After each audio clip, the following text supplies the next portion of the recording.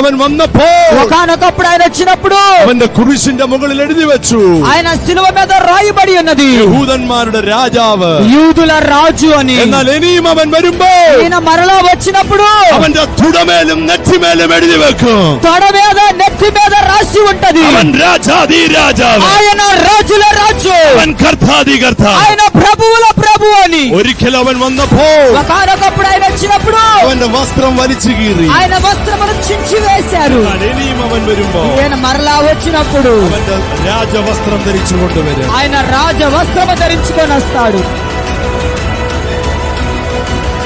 పరలోకపు గవినిలోకి వస్తే ముళ్ళ పొదలు కనబట్టలేదు. పరలోకపు గవినిలోకి వస్తే ఏడుపులు వినబట్టలేదు. పరలోకపు గవినిలోకి వస్తే ఏమంటే ఒంటరితనం కనబట్టలేదు. పరలోకపు గవినికి వస్తే నిన్ను స్నేహించువాడు ఒకడు కనబడుతున్నాడు, నీతో మాట్లాడేవాడు ఒకడు ఉన్నాడు.